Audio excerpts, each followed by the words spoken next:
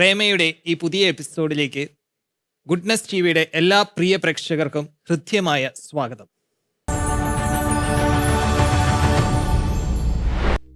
പൂർണ്ണമായി ദൈവത്തിലേക്ക് തിരിയുക, ഒരു total return to the father.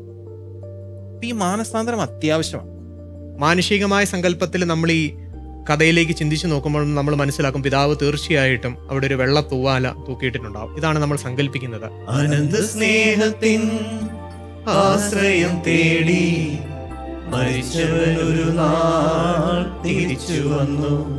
ആ അനുതാപത്തിൽ നിറഞ്ഞുകൊണ്ട് കണ്ണീര് പൊഴിച്ചുകൊണ്ട് അദ്ദേഹം ദൈവത്തോട് വിലപിക്കുന്നു, ചെയ്ത അപരാധങ്ങൾക്ക് മാപ്പപേക്ഷിക്കുന്ന ഒരു രംഗമാണ് ബൈബിളിൽ കാണാനായിട്ട് സാധിക്കുന്നത്.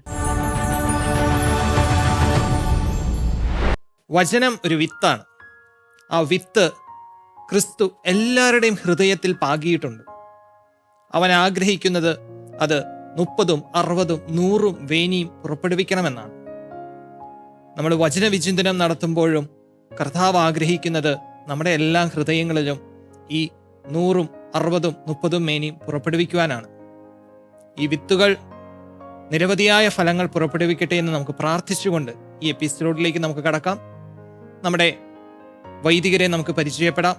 ആദ്യമായി ഞാൻ ഫാദർ ജോസ് തയ്യിൽ, കാലിച്ചാനടുക്കം കാസർഗോഡുള്ള ഞങ്ങളുടെ വിൻസെൻഷ്യൻ മൈനർ സെമിനാരിയിൽ വൈസ് റെക്ടറായിട്ട് സേവനം ചെയ്യുന്നു. അച്ഛൻ ഫാദർ ജോസഫ് ഓണാട്ട്. അച്ഛൻ പത്തനംതിട്ടയിട്ടുള്ള ഞങ്ങളുടെ വൃദ്ധമന്ദിരത്തിൻ്റെ ഡയറക്ടറായി സേവനം ചെയ്യുന്നു. Father Justin Kappalumakkan. അച്ഛൻ കോട്ടയം പ്രൊവിൻഷ്യൽ ഹൗസിൽ സേവനം ചെയ്യുന്നു. ഫാദർ ജിസ്മോൻ മാടശ്ശേരി. അച്ഛൻ മുന്നൂർപ്പള്ളി ആശ്രമത്തിൽ സേവനം ചെയ്തുകൊണ്ട് വൊക്കേഷൻ പ്രൊമോട്ടറായി കഴിയുന്നു.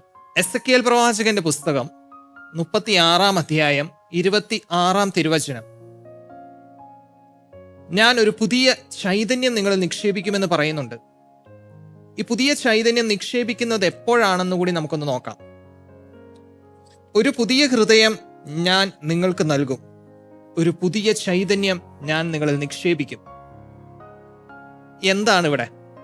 നമ്മുടെ ഹൃദയത്തിൽ പുതിയൊരു ചൈതന്യം വരണമെങ്കിൽ പരിശുദ്ധാത്മാവിനെ കുറിച്ച് അത് പറയുന്നത്. എന്നിൽ ആത്മാവിനെ നിവേശിപ്പിക്കണമെങ്കിൽ എന്നിൽ ഒരു പുതിയ ഹൃദയം ഉണ്ടാകണം. നമ്മൾ ഇന്ന് ചിന്തിക്കാൻ പോകുന്നത് ക്രിസ്തുവിന്റെ പ്രഘോഷണത്തിലെ ആദ്യത്തെ സന്ദേശമാണ്. അത് മറ്റൊന്നുമല്ല, മാനസാന്തരപ്പെടുവിൻ, സ്വർഗരാജ്യം സമീപിച്ചിരിക്കുന്നു. ക്രിസ്തു പരസ്യ ശുശ്രൂഷ ആരംഭിച്ചപ്പം പറയുന്ന ആദ്യത്തെ കാര്യം ഇതാ, മാനസാന്തരപ്പെടുവിൻ, സ്വർഗരാജ്യം സമീപിച്ചിരിക്കുന്നു. ക്രിസ്തു തൻ്റെ പരസ്യ ശുശ്രൂഷ മാത്രമല്ല, ഈ ലോകവാസം അവസാനിപ്പിച്ച് സ്വർഗത്തിലേക്ക് പോകുമ്പോൾ വിശുദ്ധ ലൂക്കായുടെ സുവിശേഷം 24 അധ്യായം 47-48 തിരുവചനങ്ങളിൽ പറയുന്നത് പാപമോചനത്തിന്റെ അനുതാപം പ്രസംഗിക്കാനാണ് ശിഷ്യന്മാരോട്. അപ്പോൾ തൻ്റെ സുവിശേഷ വേല അവസാനിപ്പിക്കുന്നതും ഈ മാനസാന്തരത്തെക്കുറിച്ച് പറഞ്ഞുകൊണ്ടാണ്. പിന്നീട് നമ്മൾ അപ്പസ്തോലന്മാരുടെ പ്രവർത്തനങ്ങളിൽ കാണാം, പത്രോസ് ലീഹ തൻ്റെ ദൗത്യം ആരംഭിക്കുന്നത് ഈ മാനസാന്തരത്തെക്കുറിച്ച് പറഞ്ഞുകൊണ്ടാണ്, പശ്ചാത്തപിക്കുവിൻ എന്ന് പറഞ്ഞുകൊണ്ടാണ്. പൗലോസ് ലീഹ തൻ്റെ ദൗത്യം ആരംഭിക്കുന്നതും മാനസാന്തരപ്പെടുവിൻ, പശ്ചാത്തപിക്കുവിൻ എന്ന് പറഞ്ഞുകൊണ്ടാണ്. അപ്പം മാനസാന്തരത്തിന് വലിയൊരു അർത്ഥമുണ്ട്. ക്രിസ്തുവിലേക്ക് തിരിയണം. അതാണ് നമ്മൾ ഇംഗ്ലീഷിൽ പറയും മാനസാന്തരം, കൺവേർഷൻ. മെറ്റനോയിയ എന്ന വാക്കൊക്കെയാണ് ഉപയോഗിക്കുന്നത്. എന്താണ് ഈ മെറ്റനോയിയ അല്ലെങ്കിൽ കൺവേർഷൻ? Change of heart. പൂർണ്ണമായി ദൈവത്തിലേക്ക് തിരിയുക, ഒരു total return to the father. ഈ മാനസാന്തരം അത്യാവശ്യമാണ്. പക്ഷെ ഈ മാനസാന്തരം എന്ത് എന്ന് നമ്മളൊന്ന് ചിന്തിച്ചു നോക്കണം. ഇന്ന് പലർക്കും മനസ്സിലാകാത്ത ഒരു കാര്യമാണ്, എന്താണ് ഈ മാനസാന്തരം? നമ്മൾ പലപ്പോഴും പറയും മാനസാന്തരപ്പെടുവിൻ, മാനസാന്തരപ്പെടുവിൻ. അപ്പൊ മാനസാന്തരം അതിന്റെ പൂർണ്ണതയിൽ നമുക്കൊന്ന് മനസ്സിലാക്കാൻ ശ്രമിക്കാം. ഈ വചനം വിചിന്തനം നമ്മൾ അതിനെക്കുറിച്ച് ഒന്ന് ശ്രദ്ധിക്കുക. അപ്പൊ നമ്മൾ അവിടെ ഈ മാനസാന്തരത്തെക്കുറിച്ച് ചിന്തിക്കുമ്പം മാനസാന്തരം എവിടെ ചെന്ന് എത്തി നിൽക്കണം? ഒരു പൂർണ്ണ മാനസാന്തരമുള്ള ഒരു വ്യക്തി അടുത്ത സ്റ്റെപ്പ് എന്താണ് എടുക്കുക? നല്ലൊരു കുമ്പസാരം നടത്തും. അതിനെക്കുറിച്ചാണ് നമ്മൾ ഈ എപ്പിസോഡിൽ ഒന്ന് ചിന്തിക്കുന്നത്. അപ്പം പ്രിയാച്ചന്മാർക്ക് എന്ത് തോന്നുന്നു? മാനസാന്തരത്തെക്കുറിച്ച് പറയുമ്പം എന്താണ് ആദ്യമേ മനസ്സിൽ വരുന്നത്? എൻ്റെ മനസ്സിലേക്ക് പെട്ടെന്ന് കടന്നു വരുന്നത്, നമുക്കറിയാം മാനസാന്തരം എന്ന് കേൾക്കുമ്പോൾ ഈശോ പറഞ്ഞു വെച്ച ഒരു ഉപമയാണ്, ധൂർത്തപുത്രന്റെ ഉപമയാണ് മനസ്സിലേക്ക് കടന്നു വരുന്നത്. നമ്മൾ ഒരുപാട് പ്രാവശ്യം വായിക്കുകയും ധ്യാനിക്കുകയും ചെയ്യുന്നു. ദൈവശാസ്ത്ര പണ്ഡിതര് ലൂക്കായുടെ സുവിശേഷം 15 അധ്യായത്തെ സുവിശേഷങ്ങളുടെ സുവിശേഷം എന്ന് പോലും വിളിക്കുന്നുണ്ട്, കണക്കാക്കുന്നുണ്ട്. അപ്പോൾ ഈ ഒരു ധൂർത്തപുത്രന്റെ ഉപമ അത് ഫ്രാൻസിസ് മാർപ്പാപ്പ മറ്റൊരു വിധത്തിൽ പറഞ്ഞു വയ്ക്കുന്നുണ്ട്. ധൂർത്തപുത്രൻ്റെ ഉപമ ഫ്രാൻസിസ് മാർപ്പാപ്പ കാണാനിടയായ ഒരു സ്ട്രീറ്റ് പ്ലേയിൽ നിന്നാണ് അദ്ദേഹം ഈ കഥ പറഞ്ഞു വെക്കുന്നത്. എന്നെ ഒരുപാട് സ്വാധീനിച്ച ഒരു കഥയാണ്. ഇപ്രകാരമാണ് നമ്മൾ വായിക്കുന്നത് പോലെ തന്നെ ഒരു പിതാവിന് 2 മക്കള്. ഇളയവൻ സമ്പാദ്യം മുഴുവൻ സ്വരുക്കൂട്ടി ഒരു ദൂരദേശത്തേക്ക് പോകുന്നു. സമ്പാദ്യം മുഴുവൻ നഷ്ടപ്പെടുന്നു. ഒരു പട്ടിണി ദാരിദ്ര്യത്തിൽ കഴിയുന്നു. ഇങ്ങനെ ഇരിക്കുന്ന അവസ്ഥയിൽ അദ്ദേഹത്തിൻ്റെ കൂട്ടുകാരനോട് ചോദിക്കുന്നു, ദാരിദ്ര്യത്തിനിടയിൽ കൂട്ടുകാരനോട് ചോദിക്കുമ്പോൾ പിതാവിൻ്റെ ഭവനത്തെക്കുറിച്ച് ഈ കൂട്ടുകാരനോട് പറഞ്ഞു കൊടുക്കുവാണ് ഈ ഇളയ പുത്രൻ. അങ്ങനെ ഇരിക്കെ ഈ കൂട്ടുകാരൻ ഒരു ഉപദേശം കൊടുക്കും, അങ്ങനെയെങ്കിൽ നീ പിതാവിൻ്റെ ഭവനത്തിൽ പോയി ഒരു വേലക്കാരനായി ജോലി ചെയ്യുക. അപ്പോൾ ഈ ഇളയവൻ്റെ സംശയം പിതാവ് സ്വീകരിക്കുമോ എന്നുള്ളതാണ്. അപ്പോൾ കൂട്ടുകാരൻ ഇതിന് കൊടുക്കുന്നത് ഒരു നിർദ്ദേശം ഇപ്രകാരമാണ്, സുന്ദരമായൊരു നിർദ്ദേശം. എഴുത്തിൻ്റെ ഒരു കാലയളവാണ്. അതുകൊണ്ട് ഒരു എഴുത്തെഴുതുക വീട്ടിലേക്ക്, പിതാവിൻ്റെ ഭവനത്തിലേക്ക്. ഫ്രം അഡ്രസ്സ് വെക്കരുത്. അപ്പം പിതാവ് നമ്മൾ എവിടെയാണെന്ന് തിരിച്ചറിയത്തില്ല. പിതാവിനുള്ള അഡ്രസ്സ് വെച്ചിട്ട് ഇത് പിതാവിന് അയക്കുക. അങ്ങനെ ഈ മനോഹരമായ ഒരു എഴുത്തെഴുതും. എഴുത്തിപ്രകാരം തന്നെയാണ്, പിതാവേ, ഞാൻ നിന്റെ ഭവനത്തിലേക്ക് കടന്നു വരണമെന്ന് നീ ആഗ്രഹിക്കുന്നുണ്ടെങ്കിൽ ഒരു അടയാളമാണ് ആവശ്യപ്പെടുന്നത്. ഞാൻ ദൂരെ നിന്ന് ഈ ഭവനത്തിലേക്ക് നോക്കുമ്പോൾ, ആ വഴി കടന്നുപോയി ദൂരെ നിന്ന് എൻ്റെ ഈ ഭവനത്തിലേക്ക് നോക്കുമ്പോൾ ആ ഭവനത്തിൻ്റെ ആ ഒരു ജനാലയിൽ ഒരു വെള്ള തൂവാല പിതാവൊന്ന് തൂക്കിയിടണം. ഇത്ര മാത്രമേ ഉള്ളൂ. പിതാവിൻ്റെ കയ്യിലേക്ക് ഈ എഴുത്ത് വരുന്നു. പിന്നീട് കുറേ ദിവസങ്ങൾക്ക് ശേഷം ഈ മകൻ ഈ ഭവനത്തിൻ്റെ മുമ്പിലൂടെ ഒന്ന് യാത്ര ചെയ്യുകയാണ്. മാനുഷികമായ സങ്കല്പത്തിൽ നമ്മൾ ഈ കഥയിലേക്ക് ചിന്തിച്ചു നോക്കുമ്പോൾ നമ്മൾ മനസ്സിലാക്കും, പിതാവ് തീർച്ചയായിട്ടും അവിടെ ഒരു വെള്ള തൂവാല തൂക്കിയിട്ടിട്ടുണ്ടാവും. ഇതാണ് നമ്മൾ സങ്കല്പിക്കുന്നത്. അത് ശരിക്കും പറഞ്ഞിട്ടുണ്ടെങ്കിൽ ഫ്രാൻസിസ് മാർപ്പാപ്പ പറയും, പിതാവിൻ്റെ സ്നേഹത്തെ നമ്മൾ അതിനെ വിലമതിക്കാതിരിക്കുകയാണ്. യഥാർത്ഥത്തിൽ ആ പിതാവ് ചെയ്തത് ഈ ഇളയ മകന്റെ ഹൃദയത്തെ തകർത്ത് കളഞ്ഞു. ഈ മകൻ ദൂരെ നിന്നും വീടിലേക്ക് നോക്കുമ്പോൾ കാണുന്നത് വെള്ളത്തൂവാലകൾ മാത്രമാണ്. വീടിന്റെ മതിലിലും ജനലിലും ഗേറ്റിലും എവിടെയെല്ലാം ഈ പുത്രൻ നോക്കിയാലും കാണാൻ സാധിക്കുന്നത് വെള്ളത്തൂവാലകളുടെ ഒരു ഘോഷയാത്ര മാത്രമാണ്. അത്രയേറെ ഈ വെള്ളത്തൂവാലകൾ തൂക്കിയിട്ട്, കാരണം മകൻ ഏത് ദിശയിൽ നിന്ന് നോക്കിയാൽ പോലും വെള്ളത്തൂവാല മാത്രമേ കാണാൻ സാധിക്കത്തുള്ളൂ. ഇതാണ് എത്രത്തോളം തീവ്രമായാണ് ദൈവസ്നേഹം നമ്മളെ കാത്തിരിക്കുന്നത്. ഈ അനുതാപം എന്ന് പറയുന്ന ദൈവത്തിൻ്റെ ഉള്ളിൽ നിന്നും ജ്വലിക്കുന്ന ഒന്നാണ്. മനുഷ്യ മനസ്സുകൾ തിരിച്ചു വരാനായിട്ട് ആഗ്രഹിക്കുന്നതാണ്. അതുകൊണ്ട് ഞാൻ അനുതാപത്തെക്കുറിച്ച് ചിന്തിക്കുമ്പോൾ ഈ പിതാവിൻ്റെ സ്നേഹത്തിലേക്ക് നമ്മൾ തിരിച്ച് കടന്നു വരുന്ന ഒരു വലിയൊരു മനോഭാവമായിട്ടാണ്, പിതാവിൻ്റെ ഭവനത്തിലേക്കുള്ള ഒരു വലിയ യാത്രയാണ്. അച്ഛൻ എന്താണ് തോന്നുന്നത് ഈ ഒരു അവസ്ഥയിൽ? അതൊരു പാട്ടിലൂടെ നമുക്കത് ഭംഗിയായിട്ട് അവതരിപ്പിക്കാൻ തോന്നുന്നു. കാരണം നമ്മൾ ധൂർത്ത പുത്രൻ എന്നാണല്ലോ പലപ്പോഴും നമ്മുടെ പുസ്തകങ്ങളിലൊക്കെ ബൈബിളിൽ നമ്മൾ കണ്ടിരിക്കും. പക്ഷെ അത് ധൂർത്തനായിട്ടുള്ള ഒരു പിതാവാണ്. ശരിയാണ്. സ്നേഹം കൊണ്ട് മക്കളെ നേടിയെടുക്കുന്ന ഒരു പിതാവ്. നമ്മുടെ ഒരു പ്രത്യേകത എന്ന് പറയുന്നത്, നമ്മൾ വിചാരിക്കുന്നത് ദൈവം ക്ഷമിക്കില്ല എന്നുള്ളൊരു ചിന്ത നമ്മുടെ മനസ്സിൽ വരും. പക്ഷെ ദൈവത്തിൻ്റെ വിഷമം അതല്ല. നമ്മൾ ക്ഷമിക്കില്ല എന്നോർത്ത് വീണ്ടും ആ അടിമത്തത്തിൽ കഴിയുന്നു എന്നോർത്ത് ദൈവം വളരെയേറെ വേദനിക്കുന്നു. എൻ്റെ കരുണയെ മനസ്സിലാക്കാത്ത മനുഷ്യരുണ്ടല്ലോ എന്നോർത്ത് ദൈവം വേദനിക്കുക. അപ്പം ധൂർത്തനായിട്ടുള്ള സ്നേഹം കൊണ്ട് ധൂർത്തടിക്കുന്ന ഒരു നല്ല പിതാവ്. അനന്ത സ്നേഹത്തിൻ ആശ്രയം തേടി മരിച്ചവൻ ഒരാൾ ഒരു നാൾ തിരിച്ചു വന്നു എന്നൊരു ഗാനം നമുക്കത് ഒരുമിച്ച് പാടാം. അനന്ത സ്നേഹത്തിൻ ആശ്രയം തേടി മരിച്ചവനൊരു നാൾ തിരിച്ചു വന്നു. അത് സുവിശേഷ കഥയിലെ ധൂർത്തപുത്രൻ. അനന്ത സ്നേഹത്തിൻ ആശ്രയം തേടി മരിച്ചവനൊരു നാൾ തിരിച്ചു വന്നു. അത് സുവിശേഷ കഥയിലെ ധൂർത്തപുത്രൻ. ആ ധൂർത്തൻ ഞാനായിരുന്നു, ആ താതൻ ദൈവമായിരുന്നു. ആ ധൂർത്തൻ ഞാനായിരുന്നു, ആ താതൻ ദൈവമായിരുന്നു. ആ പിതൃവാത്സല്യം അലിവോടെ എന്നെ വഴി നോക്കി നിൽക്കയായിരുന്നു. ആ പിതൃവാത്സല്യം അലിവോടെ എന്നെ വഴി നോക്കി നിൽക്കയായിരുന്നു. അനന്ത സ്നേഹത്തിൻ ആശ്രയം തേടി മരിച്ചവനൊരു നാൾ തിരിച്ചു വന്നു. അത് സുവിശേഷ കഥയിലെ ധൂർത്തപുത്രൻ. ഒരു ധൂർത്തപുത്രൻ ദൈവപുത്രനായി മാറുന്ന സ്ഥലമാണ് കുമ്പസാരക്കൂട്. നമ്മൾ ഈ ഒരു കുമ്പസാരത്തിന് പോകുമ്പം നമ്മുടെ മനസ്സിലുണ്ടാകേണ്ട ഒരു കാര്യം എന്താ? പൂർണ്ണമായ അനുതാപം, മാനസാന്തരം. അത് അത്യാവശ്യമാണ് ഒരു കുമ്പസാരത്തിലേക്ക് പോകുമ്പോൾ. യഥാർത്ഥത്തിൽ ഇവിടെ ധൂർത്തപുത്രൻ ഒരു കുമ്പസാരമാണ് നടത്തുന്നത്. പിതാവിന്റെ അടുത്ത് ചെന്ന് ഞാൻ തെറ്റ് ചെയ്തു പോയി. ഒരു കുമ്പസാരമാണ്, ഒരു അനുതാപത്തിൽ നിന്ന് ഉണരുന്ന ഒരു കുമ്പസാരം.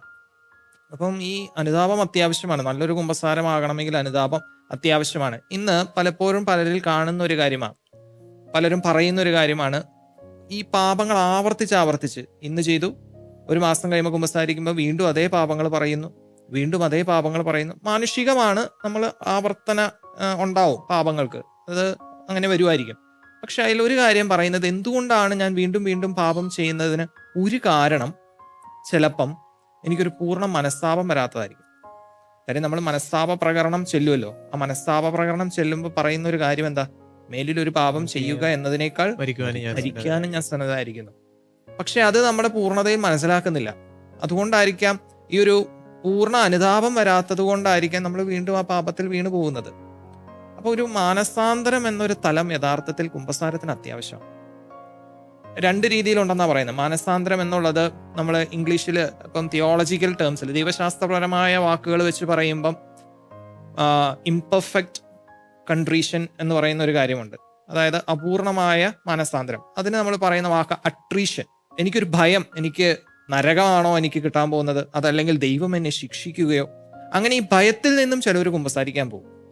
പക്ഷെ യഥാർത്ഥത്തിൽ വേണ്ടത് എന്താ? പെർഫെക്റ്റ് കൺട്രീഷൻ, പൂർണ്ണമായ ഒരു മനസ്താപം. അതായത് ദൈവസ്നേഹത്തിൽ നിന്നും ഞാൻ അകന്നു പോയല്ലോ എന്നൊരു ചിന്തയിൽ നിന്നായിരിക്കണം ഞാൻ കുമ്പസാരത്തിലേക്ക് ചെന്നത്. എന്തോരം തീക്ഷ്ണതയോടെ ഞാൻ ദൈവത്തിൽ നിന്ന് അകന്നു പോയോ അതേ തീക്ഷ്ണതയോടെ ഞാൻ തിരിച്ച് ദൈവസന്നിധിയിൽ വരണം. അതാണ് പൂർണ്ണമായ മനസ്താപം. അപ്പൊ ആ ദൈവസ്നേഹത്തിൽ നിന്ന് ഞാൻ അകന്നു പോയ വേദനയിൽ ഞാൻ കുമ്പസാരിക്കുമ്പോഴാണ് അതൊരു പൂർണ്ണ കുമ്പസാരമായി മാറുന്നത്. അതുകൊണ്ടാണ് കുമ്പസാരത്തെ പറ്റി ചെറുതായിട്ട് ലളിതമായിട്ടുള്ള ഒരു ഡെഫിനേഷൻ ഇങ്ങനെയാണ് പറയുന്നത്: അനുതപിക്കുന്ന പാപിക്ക് ദൈവം സഭയിലൂടെ ക്ഷമയും പൊറുതിയും നൽകിക്കൊണ്ട് അവനെ സഹോദരങ്ങളോടും ദൈവത്തോടും വീണ്ടും യോജിപ്പിക്കുന്ന ഒന്നാണ് കുമ്പസാരമെന്ന്. അതായത് അനുതപിക്കുന്ന പാപിക്ക് സഭയിലൂടെ നൽകുന്ന ഒന്നാണ്. അപ്പം അതിൽ മെയിനായിട്ട് വേണ്ട ഒന്ന് എന്ന് പറയുന്നത് അനുതാപമാണ്. അതുകൊണ്ടാണ് പ്രൊട്ടസ്റ്റന്റുകാരനായ ന്യൂമാൻ ഒരു എഴുത്തിൽ ഇപ്രകാരം പറഞ്ഞു: കത്തോലിക്ക സഭയിൽ ഞാൻ കണ്ടിട്ടുള്ളതിൽ എന്നെ ഏറ്റവും അത്ഭുതപ്പെടുത്തിയ ഒരു കാര്യം എന്ന് പറയുന്നത് ഈ കുമ്പസാരമാണ്. കാരണം കുമ്പസാരിച്ച ഒരു വ്യക്തി തൻ്റെതായ പാവഭാരങ്ങളുടെ ചുമട് ഇറക്കി വെച്ച് ഇറങ്ങിപ്പോകുമ്പോൾ, ആ കുമ്പസാരക്കൂട്ടിൽ നിന്ന് ഇറങ്ങിപ്പോകുമ്പോൾ അദ്ദേഹത്തിൻ്റെ ചുമലിലുണ്ടായിരുന്ന വലിയ ഭണ്ഡാരങ്ങൾ അല്ലെങ്കിൽ വലിയ ചുമടുകൾ ഇറക്കി വെച്ചിട്ട് പോകുന്ന ഒരു സമാധാനം, ഒരു സന്തോഷം ദർശിക്കാനായി. അതാണ് കത്തോലിക്ക സഭയിൽ ഞാൻ കണ്ടിരിക്കുന്ന ഏറ്റവും വലിയ അത്ഭുതമെന്നാണ് ഈ കുമ്പസാരത്തെ പറ്റി പറഞ്ഞ് അദ്ദേഹം നിർത്തുന്നത്. അതുപോലെ തന്നെ ഫുൾട്ടൻ ജെഷി തൻ്റെ ഒരു ചെറിയ എഴുത്തിൽ പറയുന്നുണ്ട്, ഒരാളുടെ ജീവിതത്തിൽ ഈ കുമ്പസാരത്തിന് 2 തരം അന്തരങ്ങളാണുള്ളത്. ഒന്ന്, പലരും ഈ അനുതാപത്തിൻ്റെ സമയത്ത് ഒന്ന് കുറ്റബോധമായി എടുക്കും, മറ്റേത് അനുതാപമായിട്ടെടുക്കും. അതിന് ഉദാഹരണമായി അദ്ദേഹം ബിഷപ്പ് പറഞ്ഞു വെക്കുന്നത് ഇപ്രകാരമാണ്: യൂദാസിൻ്റെ ചിന്തയും പത്രോസിൻ്റെ ചിന്തയും. യൂദാസിന് ശരിയായ അനുതാപമല്ല ഉണ്ടായിരുന്നത്, മറിച്ച് ഒരു കുറ്റബോധമാണ് ഉണ്ടായിരുന്നത്. പക്ഷേ പത്രോസിൻ്റെ കാര്യം എടുത്തു നോക്കുമ്പോൾ ശരിയായ ഒരു അനുതാപം, ആ അനുതാപത്തിൽ നിറഞ്ഞുകൊണ്ട് കണ്ണീര് പൊഴിച്ചുകൊണ്ട് അദ്ദേഹം ദൈവത്തോട് വിലപിക്കുന്നു, ചെയ്ത അപരാധങ്ങൾക്ക് മാപ്പപേക്ഷിക്കുന്ന ഒരു രംഗമാണ് ബൈബിളിൽ കാണാനായിട്ട് സാധിക്കുന്നത്. അപ്പോൾ ഈ കുമ്പസാരത്തിന് നമുക്ക് വേണ്ടത് കുറ്റബോധമല്ല, മറിച്ച് ഒരു അനുതാപമാണ് എന്നുള്ളതാണ്. ജിസ്മോനച്ചൻ പറഞ്ഞല്ലോ, ഒരു പ്രൊട്ടസ്റ്റന്റ് ആയിരുന്ന ആരായിരുന്നു ആ വ്യക്തി? ന്യൂമാനെ കുറിച്ചാണ് പറയുന്നത്. C.S. ലൂയിസ് എന്ന ഒരു പ്രൊട്ടസ്റ്റന്റ് ആംഗ്ലിക്കൻ സഭയിൽപ്പെട്ട അദ്ദേഹം നിരീശ്വരവാദിയായിരുന്നു, പിന്നീട് കത്തോലിക്കനായി മാറി. ഈ C.S. ലൂയിസും പറയുന്ന ഒരു കാര്യം ഇതാണ്: കത്തോലിക്ക സഭയിൽ കുമ്പസാരം എന്ന കൂദാശ ഒരുപാട് പേർക്ക് സൗഖ്യം കൊടുക്കുന്ന ഒരു കൂദാശയാണ്. അദ്ദേഹം അത് കണ്ടാണ് ഈ കത്തോലിക്ക ഇതിലേക്ക് വന്ന് വീണ്ടും ഒരു കത്തോലിക്കനായിട്ടാണ് മരിക്കുന്നത്. അപ്പം കുമ്പസാരത്തിന് അതിൻ്റെതായ വലിയൊരു പ്രാധാന്യമുണ്ട്. അപ്പം അതായത് ഒരു അടിമത്തത്തിൽ നിന്ന് സ്വാതന്ത്ര്യത്തിലേക്ക് നയിക്കുന്ന ഒന്നാണ് കുമ്പസാരം എന്ന് പറയുന്നത്. അതായത് പന്നിക്കൂട്ടിൽ കിടക്കുന്ന ഈ ധൂർത്തപുത്രന് അവന് സുബോധം ഉണ്ടായെന്നാ പറയുന്നത്. അവന്റെ സുബോധം എന്താണ്? പിതാവിന്റെ ഭവനത്തിൽ എത്രയോ ദാസന്മാർ സുഭിക്ഷമായി കഴിയുന്നു. അതായത് പിതാവിന്റെ ഭവനത്തെക്കുറിച്ചുള്ള ഓർമ്മയാണ് യഥാർത്ഥത്തിൽ സുബോധം എന്ന് പറയുന്നത്. പിതാവിന്റെ ഭവനത്തെക്കുറിച്ചുള്ള ഓർമ്മ എന്ന് പറയുമ്പോൾ പിതാവിന്റെ സ്നേഹത്തെക്കുറിച്ചുള്ള ഓർമ്മയാണ്. അപ്പോൾ അവന് പാപത്തിന്റെ നൈമിഷിക സുഖങ്ങൾ എന്താണെന്നുള്ളത് മനസ്സിലായി. അത് നൈമിഷികമാണെന്ന് മനസ്സിലായി. അത് ക്ഷണികമാണെന്നുള്ളത് മനസ്സിലായി. പക്ഷെ പിതാവിന്റെ സ്നേഹം അനശ്വരമാണെന്നുള്ളത് അവന് മനസ്സിലായി. പക്ഷെ എങ്കിൽ പോലും അവന്റെ സുബോധം പൂർണ്ണമല്ലായിരുന്നു. അവന്റെ സുബോധം എന്തായിരുന്നു? ദാസനായിട്ട് എൻ്റെ പിതാവ് സ്വീകരിക്കുമെന്നുള്ളതായിരുന്നു. അതാണ് അപൂർണമായിട്ടുള്ള ഒരു സുബോധമായിരുന്നു അവനുണ്ടായത്. പക്ഷെ ഭവനത്തിൽ ചെന്ന് കഴിഞ്ഞപ്പോഴോ അവൻ്റെ യഥാർത്ഥ ബോധ്യത്തിലേക്ക് വന്നത് അവൻ്റെ ആ അടിമത്വം എല്ലാം അവസാനിച്ച് അവിടെ കൊണ്ട് അവൻ പുത്രനായിട്ട് സ്വീകരിക്കപ്പെടുകയാണ്. അപ്പോൾ നമ്മളൊരു കുമ്പസാരത്തിൽ നടക്കുന്ന യഥാർത്ഥത്തിൽ അടിമയായിട്ട് കിടക്കുന്ന മനുഷ്യൻ പുത്രനായിട്ട് മാറുകയാണ്. കുമ്പസാരക്കൂടിൽ നമ്മളിപ്പം കുമ്പസാരിപ്പിക്കാനൊക്കെ ഇരിക്കുന്നത് നമ്മൾ കാണുന്നത് എന്താണ്? കരച്ചിലുകളാണ്. മിക്കവാറും യുവജനങ്ങൾ കുമ്പസാരിക്കുമ്പോഴാണ് ഈ കരച്ചിൽ കാണുന്നത്. കാരണം എന്താണ്? അവർ വിചാരിക്കുന്നത് ദൈവം ക്ഷമിക്കില്ല എന്നുള്ള ഒരു വലിയ തെറ്റിദ്ധാരണ ഇവരുടെ മനസ്സിലുണ്ട്. ദൈവം ഇങ്ങനെ ഞങ്ങൾ ഈ ചെയ്ത തെറ്റുകൾ ലജ്ജാവഹമായിട്ടുള്ള തെറ്റുകളാകാം, അല്ലെ സമൂഹത്തിൻ്റെ മുമ്പിൽ വളരെ മോശമെന്ന് കരുതപ്പെടുന്ന തെറ്റുകളാകാം. ഇത് ദൈവ തിരുസന്നിധിയിൽ ഏറ്റവും വലിയ തിന്മകളാണെന്ന് കരുതി ദൈവം നമ്മളോട് പൊറുക്കില്ല എന്നുള്ള തെറ്റിദ്ധാരണ ഇവരുടെ മനസ്സിലുണ്ട്. ഈ അച്ഛനോട് പോലും പറഞ്ഞു കഴിയുമ്പോൾ അച്ഛനെന്ത് ചിന്തിക്കുക എന്നുള്ളത്. നമ്മൾ ഈശോയെ പ്രതിനിധീകരിച്ചല്ലേ ഇരിക്കുന്നത്. അപ്പം നമ്മൾ പറയും ഈശോ ക്ഷമിക്കും, ഈശോ ക്ഷമിച്ചു, ഈശോ ക്ഷമിച്ചു, വിഷമിക്കണ്ട എന്ന് പറഞ്ഞു കഴിയുമ്പോൾ അവരുടെ കണ്ണ് നിറഞ്ഞൊഴുകുന്നു. കാരണം അവരുടെ യഥാർത്ഥ സുബോധത്തിലേക്ക് വരുവാണ്. അപ്പോൾ ഈ സുബോധമാണ് നമ്മളെ വീണ്ടും പാപം ചെയ്യുന്നതിൽ നിന്ന് തടയേണ്ടത്. അതായത് ദൈവത്തിൻ്റെ സ്നേഹത്തെക്കുറിച്ചുള്ള യഥാർത്ഥ ബോധ്യം. പക്ഷെ നമ്മൾ വീണ്ടും പാപം ആവർത്തിക്കുന്നത് ഈ സുബോധത്തിലേക്ക് കടന്നു വരാതെ കുമ്പസാരത്തിൽ പോകുന്നത്. ആ സുബോധമാണ് അനുതാപം. അനുതാപം എന്ന് പറഞ്ഞാൽ യഥാർത്ഥത്തിൽ ദൈവസ്നേഹത്തെക്കുറിച്ചുള്ള ആഴമായ ബോധ്യമാണ്. അപ്പോൾ അത് കുറ്റബോധം ഉണ്ടാകത്തില്ല, അല്ലെ ഇൻപെർഫെക്റ്റ് കൺട്രീഷൻ എന്ന് പറഞ്ഞാൽ, അല്ലെ അട്രീഷൻ എന്ന് പറഞ്ഞ ഒരു സംഭവമോ, അല്ലെ ശിക്ഷയെക്കുറിച്ചുള്ള പേടിയോ അല്ല. മറിച്ച് ദൈവസ്നേഹത്തെ ഞാൻ ഇത്രയും നാളും ഞാൻ തിരസ്കരിച്ച് കളഞ്ഞല്ലോ എന്നുള്ള ഒരു ചിന്തയാണ്. ഫ്രാൻസിസ് മാർപ്പാപ്പ പറയുന്ന കാര്യമുണ്ടല്ലോ, കർത്താവ് കരുണ ചൊരിയാൻ യാതൊരു മടിയും കാണിക്കുന്നില്ല. പക്ഷെ അവിടെ ഒരു പ്രശ്നം നമ്മുടെ ഭാഗത്ത് നിന്ന് എന്താ? നമ്മൾ കരുണ ചോദിച്ച് നമ്മൾ മടുപ്പ് തോന്നിയാലും കർത്താവിന് എത്ര കരുണ ചൊരിയാനും കർത്താവ് ഒരിക്കലും മടുക്കില്ല. നമ്മളാണ് മടുത്തു പോകുന്നത്. നമ്മൾ ഈ കുമ്പസാരക്കൂട്ടിലും കർത്താവിന്റെ കരുണയ്ക്ക് വേണ്ടി പ്രാർത്ഥിക്കുക, അങ്ങനത്തെ കുറെ കാര്യങ്ങളാണ്. അപ്പൊ അച്ഛൻ പറഞ്ഞു ഈ കുമ്പസാരക്കൂട്ടിൽ വരുമ്പോൾ ചിലവർക്കൊരു മടി, ഈ പാപങ്ങളൊക്കെ പറയുമ്പോൾ അച്ഛൻ എന്ത് പറയും? ശരിയാണ്, വൈദികൻ ക്രിസ്തുവിന്റെ പ്രതിപുരുഷനാണ്. യഥാർത്ഥത്തിൽ ഇവര് പാപം ആരോടാണ് ഏറ്റു പറയുന്നത്? വൈദികനോടല്ല, ക്രിസ്തുവിനോടാണ്. പലർക്കും ഉള്ള ഒരു സംശയം, രണ്ട് സംശയങ്ങൾ വരും. ഒരു സംശയം ഇപ്പം കുട്ടികളോടോ അല്ലെങ്കിൽ ആൾക്കാരോടൊക്കെ ചോദിക്കുമ്പോൾ, ആയിരിക്കുന്ന അച്ഛൻ നമ്മളെക്കാളും വലിയ പാപിയല്ലേ, എന്തിനാ ആ അച്ഛനോട് പോയി കുമ്പസാരിക്കുന്നത്? അങ്ങനത്തെ ഒരു സംശയം വരും. രണ്ട്, എന്തിനാണ് ഒരു വൈദികനോട് പറയുന്നത്? നമുക്ക് നേരിട്ട് പറഞ്ഞാൽ പോരെ, കർത്താവിനോട് നേരിട്ട് ചോദിച്ചാൽ പോരെ. ഇത് പലർക്കും ഉള്ള ഒരു സംശയമാണ്. അതിൽ ആദ്യത്തെ കാര്യം, ഈ വൈദികനോട് എന്തിനാ ഏറ്റു പറയണം? വൈദികൻ ഒരു പാപിയല്ലേ? ശരിക്കും ചിലപ്പോൾ അവരുടെ ഇടയിൽ ഈ അച്ഛൻ അത്ര നല്ല പെരുമാറ്റമുള്ള ഒരാളായിരിക്കില്ല. അപ്പൊ ഈ അച്ഛനോട് ഈ പാപിയായ അച്ഛനോട് എന്തിനാ ഏറ്റു പറയണം? അവിടെ ഒരു ചോദ്യം വേണമെങ്കിൽ തിരിച്ചു ചോദിക്കാം. നമ്മൾ ഈ ഹോസ്പിറ്റലിലൊക്കെ പോകുമ്പോൾ, ഡോക്ടറെ കാണാൻ പോകുമ്പോൾ ഡോക്ടറോട് ചോദിക്കുക, ഡോക്ടറിന് ഷുഗർ ഉണ്ടോ, ഡോക്ടറിന് പ്രഷർ ഉണ്ടോ? എന്നിട്ടാണോ ഷുഗറിന്റെ മരുന്ന് ഇങ്ങോട്ട് ചോദിക്കുന്നത്? അല്ലല്ലോ. അയാൾ ഡോക്ടറിന് എന്ത് രോഗം ഉണ്ടെന്ന് ചോദിക്കാൻ പോകുന്നില്ല. പക്ഷെ നമ്മൾക്കറിയാം ആ ഡോക്ടറിന് നമ്മളെ ചികിത്സിക്കാൻ പറ്റും. ഇനി രണ്ടാമത്തെ ഒരു സംശയം, എന്തിനാണ് വൈദികനോട് ഏറ്റു പറയുന്നത്? അതിന് നമുക്ക് കർത്താവ് തന്നെ അധികാരം കൊടുത്തിട്ടുണ്ട്. അത് നമ്മൾ കൃത്യമായിട്ട് നോക്കുകയാണെങ്കിൽ മാർക്കോസിന്റെ സുവിശേഷം 2-ാം അധ്യായം 7-ാം തിരുവചനത്തിൽ പറയുന്ന ഒരു കാര്യം എന്താ? ദൈവത്തിനല്ലാതെ മറ്റാർക്കാണ് പാപങ്ങൾ? അത് തളർവാദ രോഗിയുടെ ചോദിക്കുന്ന. വീണ്ടും അടുത്തത് 10-ാം വാചകം പറയുന്നത് എന്താ? മനുഷ്യപുത്രന് അധികാരം കൊടുത്തിട്ടുണ്ട്, ക്രിസ്തുവിന് അധികാരം കൊടുത്തിട്ടുണ്ട്. ഇനി ക്രിസ്തു ഇത് പത്രോസിന് കൊടുക്കുന്നു. പത്രോസിന്റെ അടുത്ത് പറയുന്നത് എന്താ? നീ ഭൂമിയിൽ കെട്ടുന്നതെല്ലാം സ്വർഗത്തിലും കെട്ടപ്പെടും. ഇത് മറ്റു ശിഷ്യന്മാർക്കും കൊടുക്കുന്നുണ്ട്. യോഹന്നാന്റെ സുവിശേഷത്തിൽ പറയുന്നു 20-ാം അധ്യായം 22-23 തിരുവചനം. 22-23 തിരുവചനങ്ങൾ അവിടെ പറയുന്നത്, പരിശുദ്ധാത്മാവിനെ വിശ്വസിച്ചതിന് ശേഷം ഈശോ പറയുന്നത്, നിങ്ങൾ പരിശുദ്ധാത്മാവിനെ സ്വീകരിക്കുവിൻ. നിങ്ങൾ ആരുടെയെങ്കിലും പാപങ്ങൾ ക്ഷമിച്ചാൽ അവ ക്ഷമിക്കപ്പെട്ടിരിക്കും, ആരുടെയെങ്കിലും പാപങ്ങൾ ബന്ധിച്ചാൽ അവ ബന്ധിക്കപ്പെട്ടിരിക്കും. ഇത് ഇനി എങ്ങനെയാണ് വൈദികരിലേക്ക് കടന്നത്? യാക്കോബ് ശ്ലീഹയുടെ ലേഖനത്തിലാണ് പറയുന്നത്. യാക്കോബ് ശ്ലീഹയുടെ ലേഖനത്തിൽ 5-ാം അധ്യായം 14-ാം തിരുവചനം, നിങ്ങളിൽ രോഗിയായുള്ളവൻ സഭയിലെ ശ്രേഷ്ഠന്മാരെ പോയി കാണട്ടെ. അപ്പൊ അത് വൈദികരുടെ സ്ഥാനമാണ് അവിടെ കാണിക്കുന്നത്. സഭയിലെ ശ്രേഷ്ഠന്മാരെ വിളിക്കട്ടെ, അവർ കർത്താവിന്റെ നാമത്തിൽ തൈലാഭിഷേകം ചെയ്ത് അവനു വേണ്ടി പ്രാർത്ഥിക്കും. ഇത് കുമ്പസാരത്തെക്കുറിച്ച് സൂചിപ്പിക്കുന്ന. മറ്റത് തിമോത്തിയോസിന് എഴുതിയ 2-ാം ലേഖനം 1-ാം അധ്യായം 6-ാം തിരുവചനം, എന്റെ കൈവെപ്പിലൂടെ നിനക്ക് ലഭിച്ച ദൈവിക വരം വീണ്ടും ഉജ്ജ്വലിപ്പിക്കണമെന്ന് ഞാൻ നിന്നെ അനുസ്മരിപ്പിക്കുന്നു. അപ്പൊ ആ കൈവെപ്പ് വഴി വൈദികരിലേക്ക് അത് പോയിട്ടുണ്ട്. അപ്പൊ അതുകൊണ്ടാണ് നമ്മൾ പാപങ്ങൾ ഒരു വൈദികനിലേക്ക് ഏറ്റു പറയുന്നത്. കാരണം വൈദികന് അധികാരം ക്രിസ്തു കൊടുത്തിട്ടുണ്ട്. രണ്ടാമത്തെ ഒരു തലം കൂടെയും പറയുകയാണെങ്കിൽ നമുക്കറിയാം, പാപം ചെയ്യുമ്പോൾ നമ്മൾ ആർക്കൊക്കെതിരെ പാപം ചെയ്യുന്നു? ദൈവത്തിനെതിരെ പാപം ചെയ്യുന്നു, സഹോദരങ്ങൾക്കെതിരെ പാപം ചെയ്യുന്നു, എന്നോട് തന്നെ എനിക്കെതിരെ പാപം ചെയ്യുന്നു, പ്രകൃതിക്കെതിരെ. സഹോദരനെതിരെ പാപം ചെയ്യുന്നത് കൊണ്ട് നമ്മൾ ഈ പാപത്തിന് പരിഹാരമായി ഒരു സഹോദരനോട് ഏറ്റു പറയണം. അതാണ് വൈദികൻ.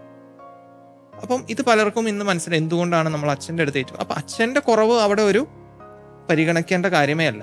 അതൊരിക്കലും ഈ അനുദപിച്ചു വരുന്ന പാപിക്ക് അതൊരിക്കലും ബാധകമാകില്ല. തീർച്ചയായിട്ടും ദൈവം കൊതിയോടുകൂടി കാത്തിരിക്കുന്ന ഒന്നാണ് ഒരു പാപിയുടെ മാനസാന്തരം. അനുദപിക്കുന്ന ഒരു പാപിയെ കാത്തിരിക്കുന്ന ഒരു സ്വർഗസ്ഥനായ പിതാവ്. ഒരു ചെറിയൊരു കാര്യം ഒന്ന് ഓർത്തു പോവുകയാണ്. ഫൗസ്റ്റീനയുടെ ഡയറി കുറിപ്പുകളിൽ എഴുതി വെച്ചിരിക്കുന്ന ഒരു സംഭവം ഫൗസ്റ്റീന രേഖപ്പെടുന്ന ഇപ്രകാരമാണ്. ഒരു സ്ത്രീ സ്ഥിരമായിട്ട് ഫൗസ്റ്റീനയെ സമീപിക്കുന്നു. ഒരു സങ്കടം പറയുന്നത് ഇപ്രകാരമാണ്: ജീവിതത്തിൽ ചെയ്തു പോയ ഒരു പാപം, ആ പാപത്തെ ഓർത്ത് ദുഃഖിക്കുന്ന ഒരു സ്ത്രീ തുടരെ ഫൗസ്റ്റീനയുടെ അടുത്ത് ഒന്ന് വിലപിക്കുന്നു.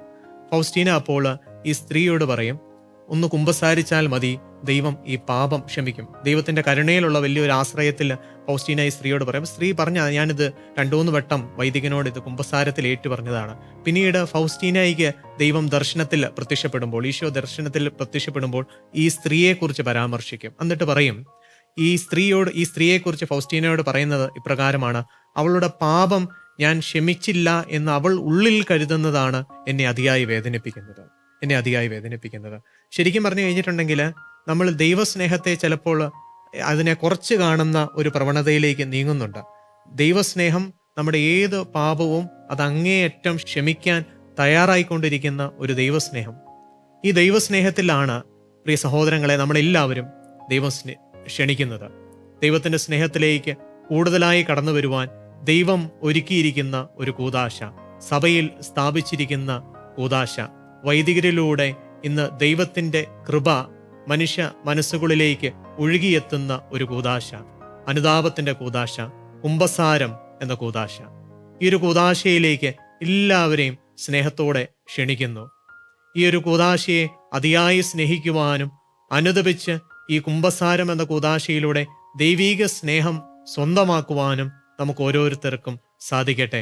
ഒരിക്കൽ കൂടി റേമയുടെ ഈ ഒരു എപ്പിസോഡ് ഇവിടെ അവസാനിക്കുമ്പോൾ നമുക്കും പ്രാർത്ഥനയോടുകൂടി ആയിരിക്കാം. കുമ്പസാരം എന്ന കൂദാശയെ സ്നേഹിക്കുവാനുള്ള കൃപാവരത്തിനായി അനുതാപം എന്ന മനോഭാവം നമ്മുടെ ഓരോരുത്തരുടെയും ഹൃദയങ്ങളിൽ വന്ന് ജനിക്കുന്നതിന് വേണ്ടിയുള്ള വലിയൊരു പ്രാർത്ഥനയോടുകൂടി അടുത്ത ആഴ്ച കാണുന്നതുവരെ നമുക്കും ദൈവ കരുണയിൽ, ദൈവകൃപയിൽ ആശ്രയിക്കാം. ദൈവം നമ്മെ ഓരോരുത്തരെയും അനുഗ്രഹിക്കട്ടെ. ആമേൻ.